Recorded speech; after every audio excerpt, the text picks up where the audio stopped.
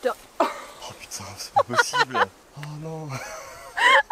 Oh bah tu te débrouilles. Tiens Adrien. Ah non, Moi je suis que la caméra. Tu assumes ta connerie. Bienvenue dans ce tout nouvel épisode. Aujourd'hui on va mettre les mains dans le caca. Oui, je vous emmène découvrir les boubous.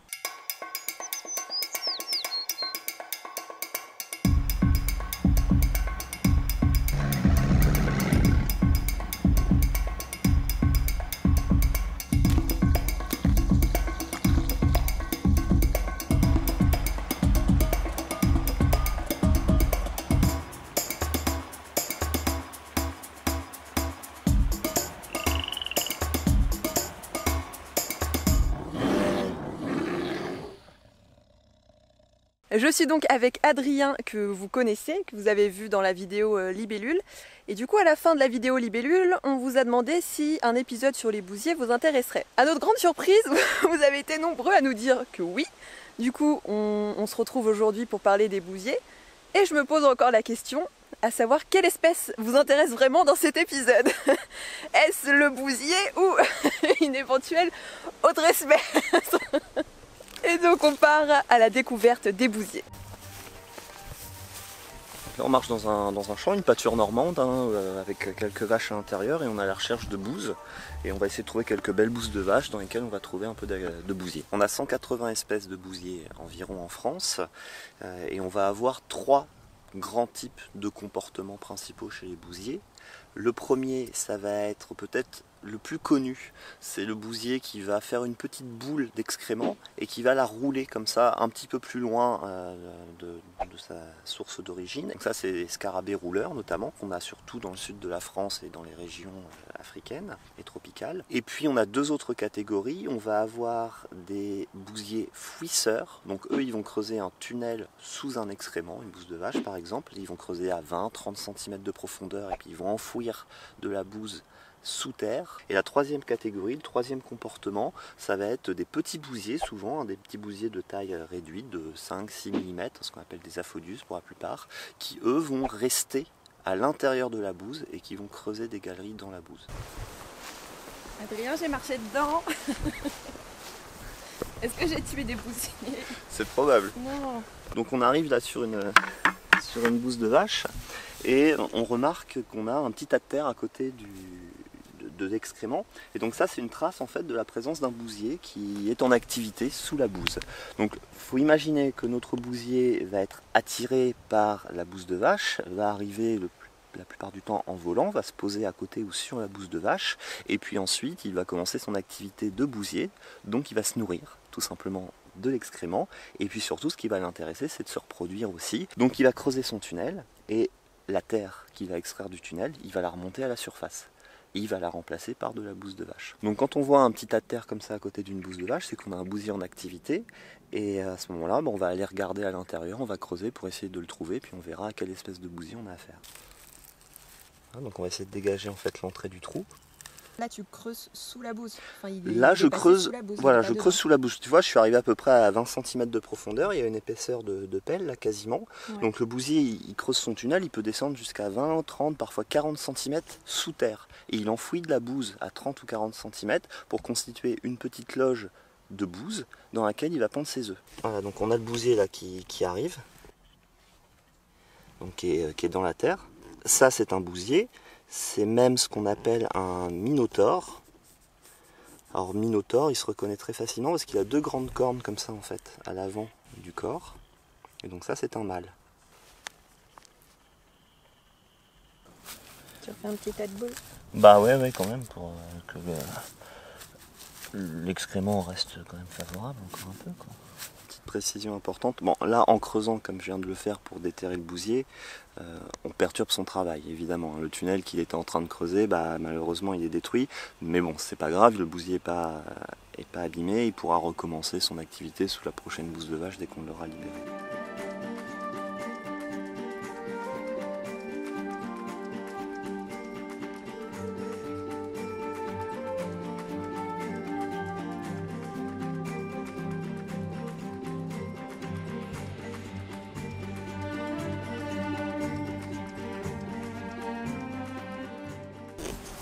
Non, ça te convient pas ce caca-là? Non, trop vieux. Oui. frais, trop vieux. Il faut trouver la bonne bouse. Tu verras que les bousiers ont des exigences très précises et très particulières. Et on n'a pas des bousiers dans toutes les bouses en fait. Alors tu vas me dire à quoi on reconnaît une belle bouse d'une mauvaise bouse? Non. Si, mais si, normalement tu es censé me le dire. Donc ça c'est plutôt une bouse favorable aux bousiers. Alors pourquoi je te dis que c'est une bouse favorable? Une bonne bouse pour les bousiers. Ça part déjà très mal. Une bonne bouse pour les bousiers. Il y a plusieurs facteurs en fait pour la reconnaître. Il y a plusieurs éléments qui vont t'indiquer que c'est une bonne bouse pour les bousiers. Déjà, elles sont bonnes. C'est-à-dire que tu as des senteurs un peu, je sais pas comment dire, de fruits, c'est floral. Alors qu'une bouse qui sent vraiment... Alors qu'une bouse qui sent mauvais, si tu veux, ça sent l'acidité, si ça sent un peu l'ammoniac, le vinaigre, tous ces trucs-là, déjà tu sais que c'est pas terrible. Donc l'odeur, ça joue vachement. Mais attends, la bouse, ça sent pas les fleurs. Ensuite, la consistance. Une bouse trop fraîche sera trop liquide et ce ne sera pas vraiment facile de fouiller dedans. Il y aura des bousiers évidemment, mais toi tu ne les repéreras pas vraiment facilement. Une bouse au contraire qui est trop vieille, qui a plus de 48 heures, elle est souvent déjà un peu trop desséchée, tu as beaucoup moins d'activité à l'intérieur. Donc en gros, il faut trouver une bouse qui a entre une demi-journée et 48 heures. Ça, c'est déjà pas mal. Après, tu regardes un peu comme ça là, ta bouse, tu commences à taper dedans. Et tu vois qu'à l'intérieur, et donc tu vois que la consistance est encore assez humide et tout, c'est pas mal. Et le dernier élément surtout, c'est le goût. Donc ça, du coup, tu vas pouvoir voir. C'est toi qui goûtes. T'es pas sérieux, putain, ça pue.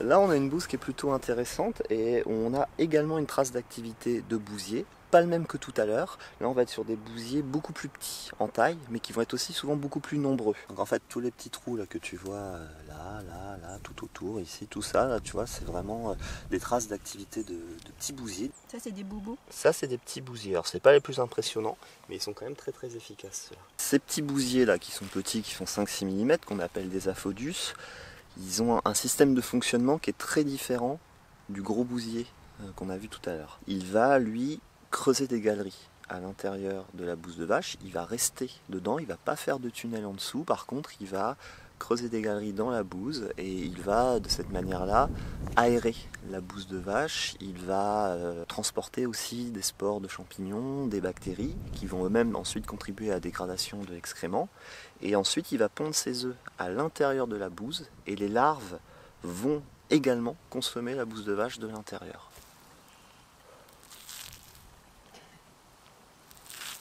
Faut que je te trouve un bousier? Ouais.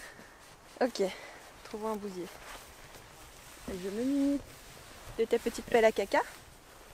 Je te donne un indice. Ouais. Je pense que sous la bouse là qui est en haut, c'est Ah pas mal. Sur la bouse là? Ouais, je pense que c'est bien. Ok.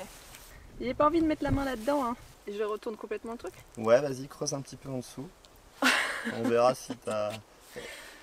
Ça sent pas les fruits, hein, comme tu m'as dit tout à l'heure. Ouais. Aphodius. Là. Aphodius, tout à fait. As-tu trouvé l'entrée du trou déjà? Putain. Ah j'ai mis les mains dans la merde. Après, tu peux prendre un petit bâton hein, si tu veux pas mettre la main dedans. Ah bah je compte clairement pas mettre la main dedans. Trop tard.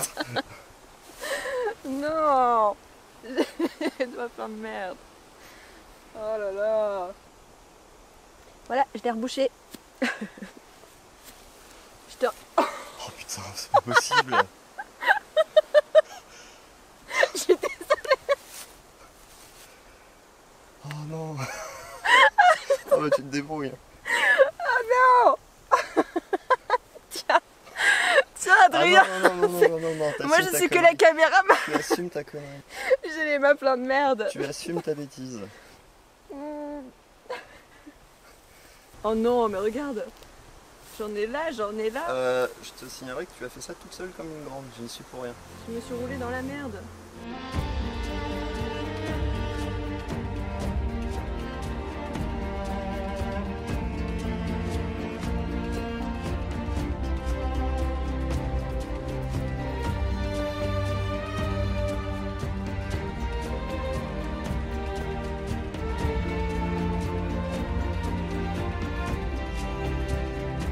Le rôle des bousiers, c'est vraiment de recycler tout ce qui est matière fécale, tous les excréments. Ils vont vraiment contribuer à leur disparition et surtout, le plus important, à la remise à disposition de tous les éléments minéraux qui sont contenus dans la bouse. Donc ils vont dégrader la bouse, ils vont l'éclater, ils vont la fractionner, ils vont la... Le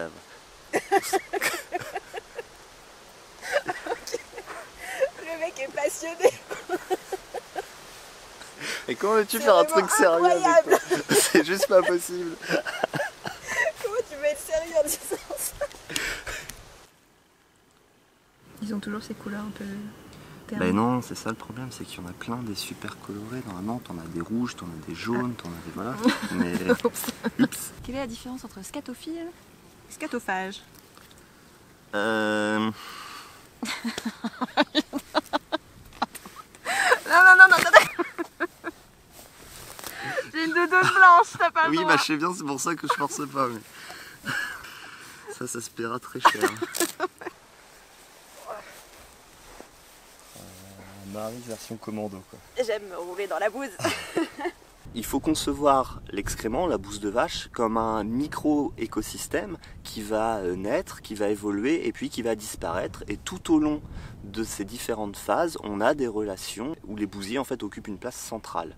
Les bousiers vont donc être proie de plein d'autres animaux, comme les oiseaux, mais aussi la proie des araignées ou la proie d'autres coléoptères qui sont capables de se nourrir de ces bousiers-là. Du coup, est-ce qu'il y a des choses qu'on peut faire à notre échelle pour préserver les bousiers? Oui, on peut faire quelque chose à notre échelle pour favoriser les bousiers. Une des causes de mortalité accrue chez les bousiers, c'est l'utilisation de produits antiparasitaires qui sont parfois très nocifs et qui vont tuer beaucoup de bousiers. On peut faire le choix d'utiliser des molécules un petit peu moins nocives. Il faut se renseigner auprès de son vétérinaire, en discuter. Mais quand on est propriétaire d'animaux, de chevaux, de moutons ou autres, on peut utiliser des molécules un petit peu moins toxiques. Et ça va favoriser la faune coprophage. Merci beaucoup d'avoir regardé cet épisode un peu particulier. J'espère qu'il vous a plu. Comme d'habitude, on se retrouve dans les commentaires et je vous dis à très vite.